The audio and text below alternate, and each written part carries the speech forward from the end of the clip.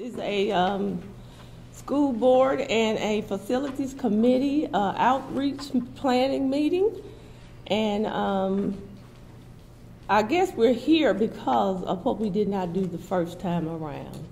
We did not get the community support, get the community feedback, and so we kind of missed some steps along the way. And on this page here, in front of this page, I kind of highlighted number 1 and number 4. Those were two steps that I feel that from listening to different members of the community that we missed. Where do we as a district want to be?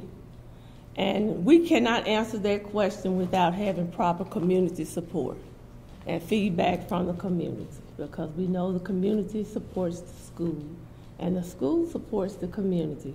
So we have to invite all stakeholders in to help us determine where do we want to be as a district. And how do we get there? We did not have the community support to get there. We had a millage campaign that failed just because we did not do number 1 and number 4 well. We didn't do them. And so that's why we're here. So we did a lot with number 2 and 3. Dr. Stein and the State Department, they did a lot with where are we now. They pretty much identified the district's inadequacies. So they did that for us. Where are we going? They looked at the enrollment information. They made the projections of where we needed to be based on our facilities, and they looked at the 21st century programs that schools are expected to implement, and they said our facilities were inadequate. And so the change in classroom needs, financial needs based on enrollment. So we did a lot with number 2 and number 3, but we skipped number 1 and 4, so this is where we are. Trying to get the community support. We formed a committee so that you all can help lead us and guide us to hopefully another successful millage campaign down the road that's years away, because we missed this first opportunity. It doesn't come along again until the fall or summer or fall of 2021, because that's just the next cycle forward. So it takes a little while. The new funding cycle won't be announced before May 1, 2021. So in the meantime, we have to be planning our strategy, gearing up for it, and we have to also do some things to engage our senators and different people.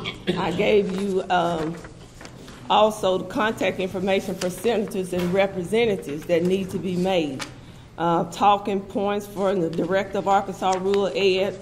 And if you look on that back page, this is the new funding index that they're going to have to vote on. And this is what we want to happen, because it would, keep us from putting a burden on the community if we can increase the partnership funding. Because right now, Brinkley's portion is 82%, which means that the community will have to come up with a large sum of money. But we know the community is not able to do that. And the state share is currently pretty much at 17.9, you might want to say 18%. So if you look across the chart, if this new funding formula goes through, the state's portion would be 66% and the district's portion would be 33%. So we kind of need this to pass. And so I met with the mayor. I'm scheduled to meet with the chamber president. I'm trying to meet with various people in order to engage them in this conversation, why this is needed, to let them to help them to see the school's need, but also the community needs, because the community needs the school in the district, in this area. Because without the school, because the employees shop here, they eat here, and they pretty much support a lot of what goes on here in the city. So this is part of our outreach. We have to start here with them. On this here second page of the outreach, I kind of did an outline.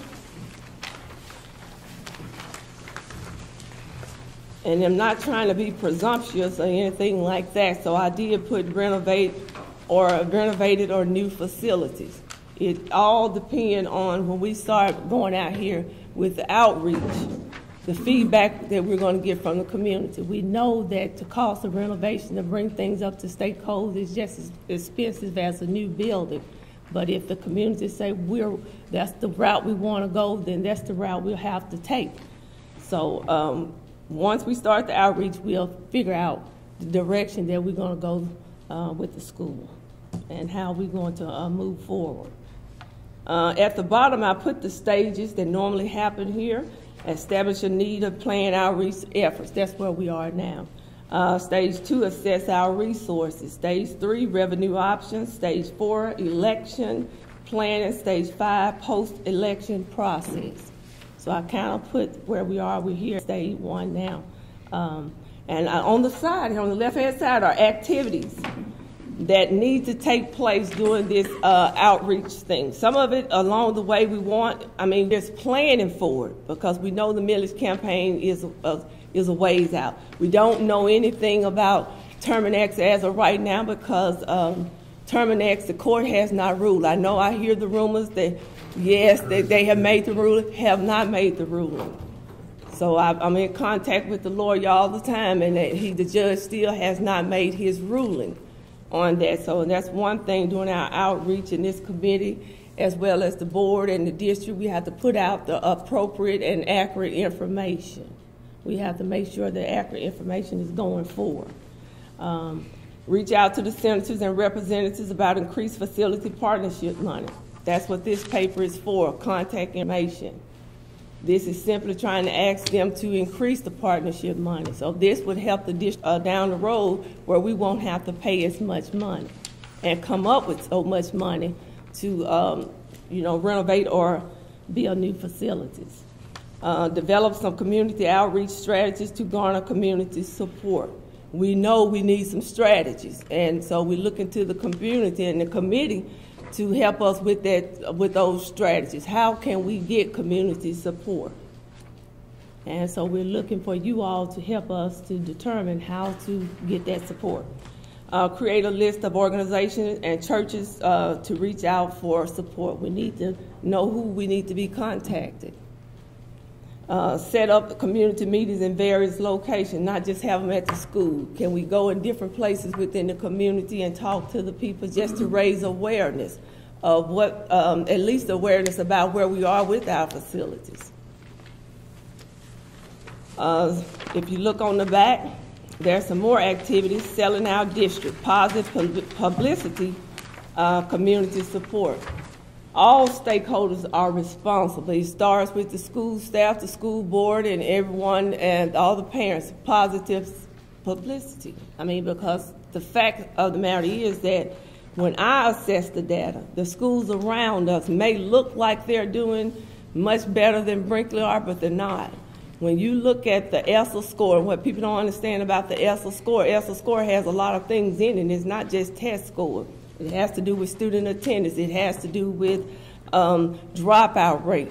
It has to do with the availability of certain classes, like how many kids are taking concurrent credit, how many children are getting service learning credit. Well, for larger districts, they're going to automatically have more staff who can teach those classes. So for a smaller school, that places a burden on us to have those things. So just getting out here raising awareness. Don't look at Brinkley and say, Brinkley got a D as a fail in school, because that's not the case, because it's so much wrapped in that besides test scores. So just raising awareness to people is not just test scores, because when I look at test scores from school to school, theirs is not much better than ours.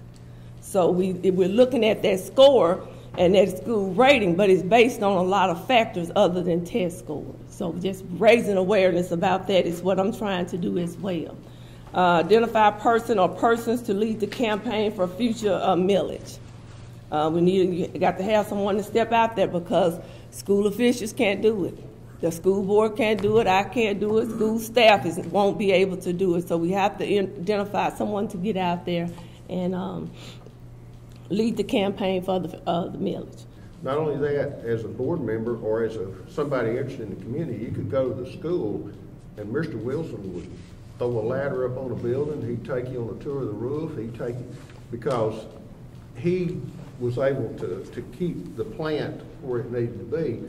And I see that some today, where if you've got somebody in the community that's really concerned about something, you know, who could they get out here to go see the heart of the problem?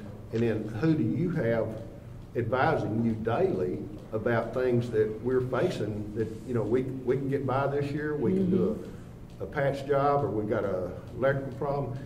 The maintenance supervisor is the person that can really sell to this community the needs of the district based on firsthand. I mean, showing them and proving to them and selling them, say, hey, you know, we've got to have a new heating and air system for this building because this one, we're spending this much. I mean, I think, me personally, when you try to get the community involved in it, that's the kind of stuff that we've got to see. We've got to see pictures on a platform. We've got to have somebody to talk us through it and say, you know, the need is here, and this is what we're trying to vote. And that's just me. I think the district strongly needs a maintenance person that's on the payroll that reports to you daily and keeps us in check. You know, a lot of people say, well, hey, you know, I may do a certain portion of my business out of town, but still I depend on the people here. And I always come back here and say, look, if it's anything that a person sells here, whether it be coin, whether it be whatever, I'm going to buy it here first. Then, if I can't find it here, then I'm going to go to the next community. Because I believe that our community, we should put our community first. And we should put our schools first, too. You know, I mean, we got a lot of facilities. We got bad facilities there. And one thing that we got to realize that our facilities is old. So according to state standards, they are obsolete. They are no good. They have no value. That's the one thing that we really have to think about. So even when we put money into maintenance or whatever, we have to be real careful. Because we can put money into it. Why put money into something that's the state gonna recognize as zero anyway? And not only that, when we moved the stove out of here, and they kind of dinged us for it, and they said you have to put that back, or otherwise you have to bring it all up to code. People don't understand when you get into renovation and moving things around, moving one stove was going to cost us $50,000. So of course you're going to put it back. Because otherwise they said you have to bring it all up to state code and regulations. So when you start, it's not like doing renovations on your home, because you can take shortcuts on your home, but the state will not allow you to take shortcuts in a school district where children are in public places. And that's what's another thing people don't understand about the renovations. That's when you start a renovation, you have to come all the way up to code, and you have to do it like up to their standards. It's not like I can do it at home, and I don't have to do this, I don't do. So it's just people don't. One stove could have cost us $50,000. You know, we've got to be realistic though in our goals too, because there is no doubt we are losing population every year. Right. I don't know if y'all saw the picture in the paper the other day of the deaths we had in Brinkley and surrounding area, and I think this past year is like 120. And there's no way we're having enough young children born to offset that. Yes. So we're gonna be merged in the next 5 to 10 years. There's no doubt in my mind. I mean, the state senator told me, said, Carl, once you get under 350, it's going to happen. We don't know, you know, we're probably us in Clarendon, and we don't know exactly, you know, that was my thing about building a brand new building here. I mean, if we had growth going on right now, it'd be an easy sell out here in the community to go build a school, because we got this growth and we got people coming in. And folks, that's not happening right now for us. We all want the best for our children, there's no doubt, and whatever that takes to do that. But, you know, to get the community behind this thing, you know, we've got to be realistic about this. So. Frankly, we're sitting in the middle of everything. Everything. We're right in the middle. If we could get housing in here, we would have people that will come, that will move here. There's no decent housing here. It's not. They don't mind driving an hour for a job. We got a lot of people right here in Brinkley that drive an hour and a half away for work. So if we can bring industry in and we can get housing, people will come that have families and we will grow. We just can't give up. We can't give up. This building has been here a long, long time. Our kids in class working on their iPads and they go dead. Why? We don't have the right equipment here. They can't study. 12 kids on 2 computers that might be working for a little while. That's not fair to those kids. They need the right equipment to work with. They're doing great with the minimum that they have. We have some sharp children here. We can put our children and let them do a commercial. We have excellent kids here. And showcase them. The Student Advisory Board is actually going to be doing a video. I've already talked with William about it, and they're going to be talking about positive things about their school and why people should attend this school. So we already got that in the works. We're going to let the kids speak for the school. I went and talked to somebody yesterday that has a business in Cotton Plant. They just put it there. They're gonna build 2 more of those in Cotton Plant.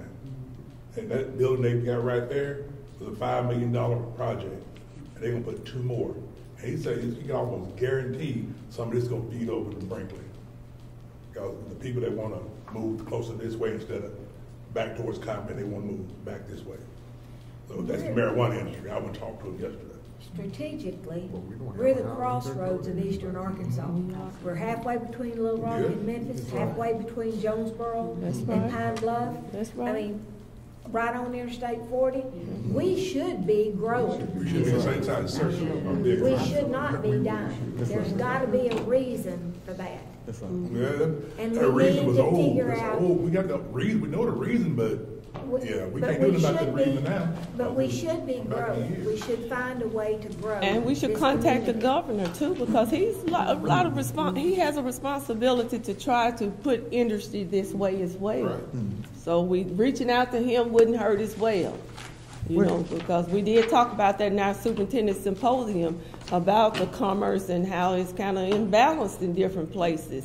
Jobs going up towards Northwest Arkansas. So how can we funnel some of those that industry down this way? Otherwise, we are going to become rural Arkansas, where there's just flat land and just driving through and there's nothing. So they have to help us with that. Well, and then one of our problems is we have so much misinformation in Brinkley, Arkansas. I was hearing one of the guys who was talking about the rice mill, maybe in Wynn. They were talking about looking at coming over to Brinkley, and someone told them that we didn't have the water. I said, well, we can pump in excess of 1 million gallons a day of water. Why would anybody tell them that we don't have the water? And why would they tell them that we didn't have the wastewater facilities when our wastewater facility is actually too big for Brinkley? We're downsizing, but it's misinformation about Brinkley that hurts us. I think a lot of that came with the situation that went on with Riviana recently. That's right, but I mean, Riviana, we have never adequately served, we have always served Riviana adequately in the water, providing with water. Now, wastewater is a whole different animal. Yeah. And I think Mr. Robinson understands, and I gotta tell people, we gotta understand that even with Riviana's in a situation where their plant in Memphis need what we are throwing away here. So naturally, if they got a bigger plant in Memphis, what's going to happen? Some of that's going to shift over here. But we do have adequate water source. And a lot of people say, oh, we have bad water. Yeah. Well, you ain't seen bad water. The problem with the industry is when they come here and do their surveys, there's not an adequate workforce. Yeah, that's the biggest problem. That's right. That's the That's the number one. thing. And if Educated you workforce. can't have people to want to work or want a job, then they have no reason to come here. And That's right. that's sad, but that's just the way it That's is. But that's more the city council and the county's That's right. position to be trying to rectify that situation than the school board. That's right. Right? And one But thing. the school also has to accept responsibility for educating that workforce. If we are not doing a good enough Educating, job motivating of them. educating these children, we've got to motivate them to get that education and stay here. What Not percent- get it and go someplace else because they And can't this get a way- job here. And What this way you percent come of the in current again with the graduates partnership, today because stay here? workforce, we'll partner with the school district to build other educational, avenues for, What percent? people in the community. Our graduates Graduate stay here students for stay here. What percentage do we have that start school here that graduate? Mm-hmm. And then what percentage of those that do graduate stay here? Or Stay go here off for to what? college and return here? There's no jobs here. That's why I'm So we gotta saying, bring if we don't industry have in. something for them to do, they're not coming back. If we had jobs here, maybe the people that's working out of town will Would come come back. here. Right. Because I'm sure they don't want to be on the highway. And let me just ask you, because, I hear people, as we start talking about, cities growing, what percentage would you like to see the city grow? I mean, give me a percentage. What percentage would you like to see this city grow? We are the third smallest county in the state. But When you what drive percent? down Main Street, you can answer that question yourself, because you can see all the vacant buildings where there used to be shops and things. That's pretty simple, but I go back to the Walmart thing. Walmart was the greatest thing that hit this community, and then they were the worst thing. Until they left. Because all those mama and papa shops went out of business, and then Walmart left, and here we were.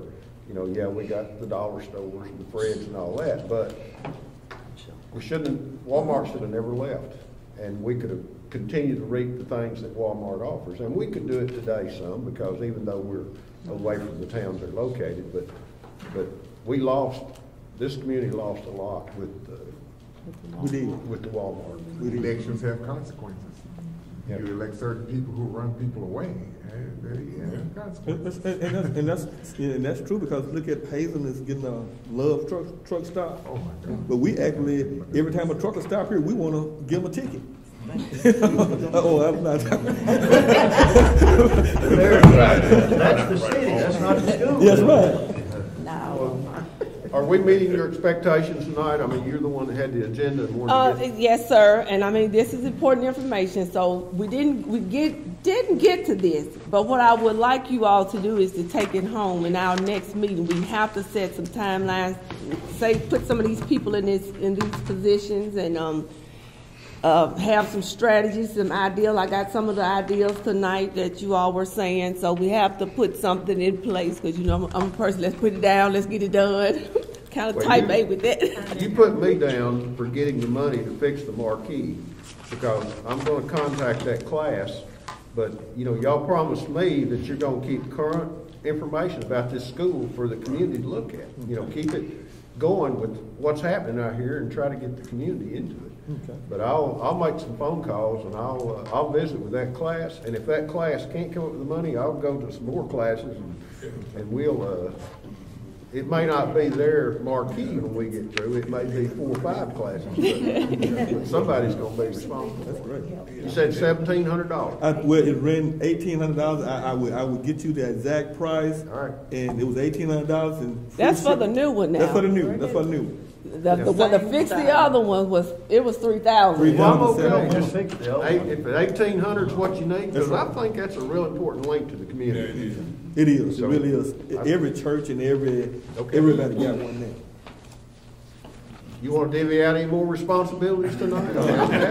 We're gonna get this paper filled out, probably not tonight, but we Now you we go. got a former congressman here, and we got a representative here that we need to get them to talk to our current representative. That's right. So if we could get that responsibility to Mr. Fran and Mr. Robinson, and not only that, but he represents the city. And not Let only me that- say this, the mayor and I are working on a master plan for this year, what we're gonna do to make this city grow. We've got some good things happening, Ed knows about it. We'll talk about it in the March city council meeting. We got 4 or 5 goals, and one of them is the school. And the mayor's very aware of what's going on here, and we're working together on trying to help you. I mean, I did the last campaign, raised a bunch of money. It was a loser from the start. You and I talked about that. The former superintendent, I asked her not to do that election. She didn't tell me she was leaving. I said, you're gonna lose this election. I don't mind raising the money and doing it, but we don't need this election right now. So we solve terminate some other problems. We're gonna get back on track, and I'm gonna help you. I'll raise the money one more time. I'm gonna make Carl help me this time. All right, then we got social media. We got C.J. Williams and Mr. Leslie Brown. They love social media. I had 3 times Leslie, his wife, is my banker. So you know, and Leslie got he's got a connection to the bank. So hey, so we you know, we need to give out some of the responsibilities. And by the way, his wife gave us money for the election, he wouldn't give us it. and we got William over there. William Wofford, he's a social media guru. There you go. So Wofford's a lot of things. we got Miss Mefford, she's a former, I believe, principal, superintendent, all around educator. So hey, let's put it. We got Mr. Coburn over there on the end. And Ms. Mefford is going to help us with We these need to, positive promotion for the school for us getting activities going in the school, because I'm like her. I believe that preschool kids should be involved, elementary kids should be involved, and so let me throw one positive out. I will say that on I'm gonna give a little shout to the PTA, because I got a thing sent home to school from my kids that it's the first father-daughter dance. Oh, Yes. Right, Yep. yeah. So that's a good thing, yes. yeah, that's a good thing.